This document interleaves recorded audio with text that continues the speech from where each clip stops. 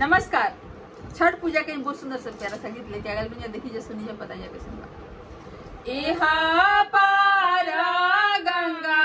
ओहा पार जमुना बिचावा में कदम के पेड़ बिचावा में कदम के पेड़ ताही कदम में सुतले गोड़े मुड़े चादर तन गोड़े मुड़े चादर तन पैसी जगावे उनु कर रनिया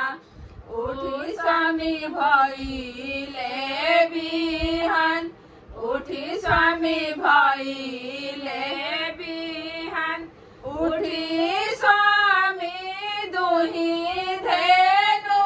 गैया भइले अरघिया के बेर भइले अरघिया के बेर ताही कदमे सुतले भासुराजी गोड़े मुड़े चादर तन गोड़े मुड़े चादर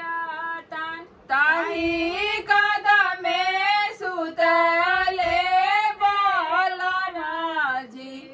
गोड़े मुड़े चादर तन गोड़े मुड़े चादर तन ताही कदमे सुतले देवराजी गोड़े मुड़े चादर तन गोड़े मुड़े चादर तन पैसी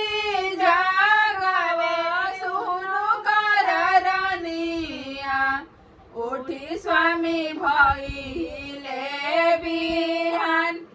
उठी स्वामी भइले बिहान उठी स्वामी दुही धेनु गैया भइले अरघिया के बेर भइले संझवतिया के बेर भइले संझवतिया के बेर। धन्यवाद। ऐसा गीत लागल बताई जा और चैनल पर नया बनी जा वीडियो के पहली बार देखा तो नहीं जा हमने के तो हमने के चैनल को सब्सक्राइब कर ले जा वीडियो को लाइक भी करी जा और शेयर भी करी जा।